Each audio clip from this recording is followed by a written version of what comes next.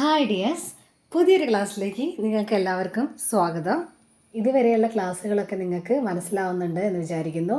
ഇന്ന് നമ്മൾ +2 തുല്യതാ ക്ലാസ്സിലെ എക്കണോമിക്സിൻ്റെ ബാർട്ടർ സമ്പ്രദായവും അതിൻ്റെ ചില പോരായ്മകളുണ്ട്. അതാണ് നമ്മൾ ഇന്നത്തെ ക്ലാസ്സിൽ ഡിസ്കസ് ചെയ്യാൻ വേണ്ടി പോകുന്നത്.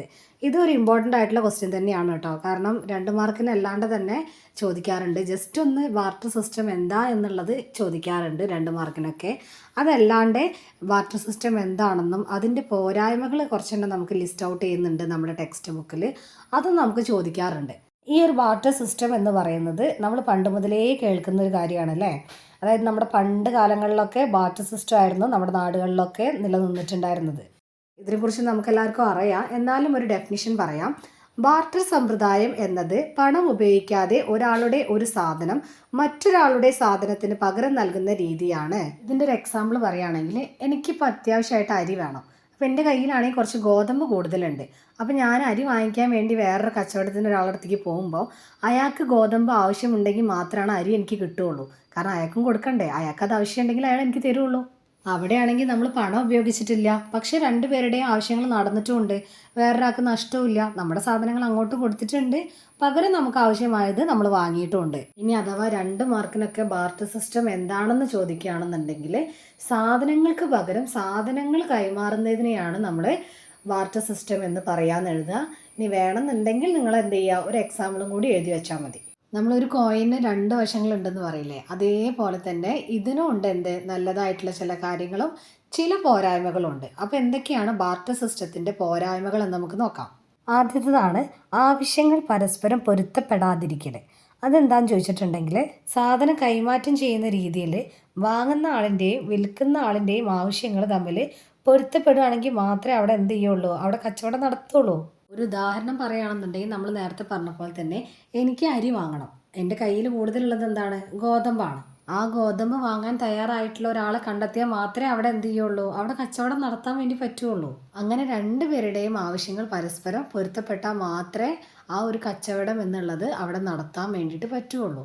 ഇതാണ് നമ്മൾ ആദ്യത്തെ പോരായ്മയായിട്ടുള്ള ആവശ്യങ്ങൾ പരസ്പരം പൊരുത്തപ്പെടാതിരിക്കൽ എന്നുള്ള പോരായ്മയിൽ പറയണേ. ഇനി രണ്ടാമത്തെ, പൊതുമൂല്യ അളവിൻ്റെ അഭാവം, lack of common measure of value. മൂല്യം അളക്കുന്നതിന് വേണ്ടിയിട്ട് ഒരു പൊതുവായിട്ടുള്ള മാനദണ്ഡം ബാർട്ടർ സിസ്റ്റത്തിൽ ഇല്ല.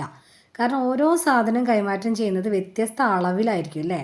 അതാണ് ബാർട്ടർ സിസ്റ്റത്തിൻ്റെ മറ്റൊരു പോരായ്മ എന്ന് പറഞ്ഞാൽ. ഇതിൻ്റെ എക്സാമ്പിൾ പറയുകയാണെങ്കിൽ, ഞാൻ ഒരാളെ കയ്യിൽ നിന്ന് 5 മീൻ വാങ്ങിച്ചു. അയാൾക്ക് ആവശ്യമുള്ളത് എൻ്റെ കയ്യിൽ നിന്ന് കിഴങ്ങാണ്. അപ്പോൾ ഞാൻ ആ ഒരു 5 മീനിന് എത്ര ആയിട്ട് കണക്കാക്കിയിട്ടായിരിക്കും ഞാൻ അയാൾക്ക് കൊടുക്കുക. അവിടെ ഒരു മെഷർമെൻറ്റിൽ അല്ലെങ്കിൽ അളവെടുക്കുന്നതിൽ അവിടെ ഒരു അഭാവം വന്നില്ലേ മൂല്യത്തിൽ.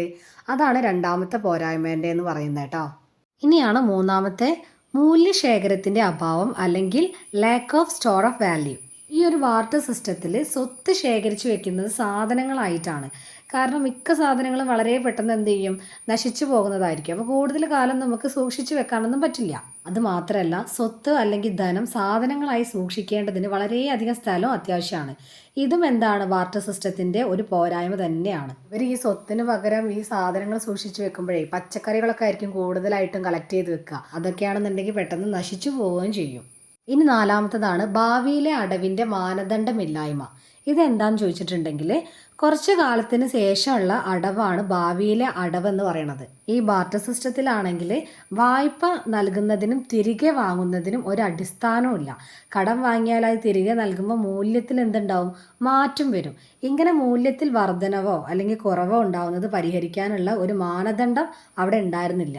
അതാണ് ഈ ഒരു ഭാവിയിലെ അടവിൻ്റെ മാനദണ്ഡമില്ലായ്മ എന്നതിൻ്റെ ഒരു പോരായ്മ എന്ന് പറയുന്നത്. ഇനിയാണ് വിഭജന പ്രശ്നം.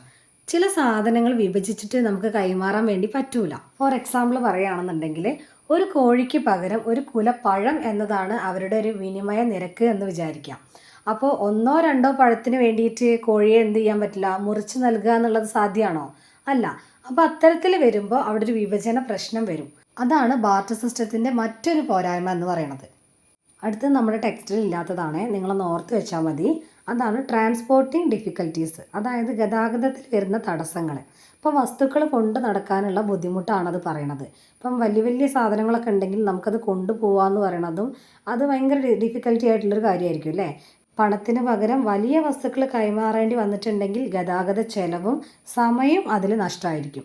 അപ്പോൾ അതാണ് വേറൊരു ഡിഫിക്കൽറ്റി എന്ന് പറയുന്നത്. അപ്പോൾ ഇതാണ് മെയിനായിട്ടുള്ള ബാർട്ടർ സിസ്റ്റത്തിലെ പോരായ്മകൾ എന്ന് പറയുന്നത്. ഇത് നിങ്ങൾക്ക് എല്ലാവർക്കും മനസ്സിലായി എന്ന് വിചാരിക്കുന്നു. അപ്പോൾ അടുത്ത ക്ലാസ്സിൽ പുതിയൊരു ടോപ്പിക്കായിട്ട് നമുക്ക് കാണാം. താങ്ക്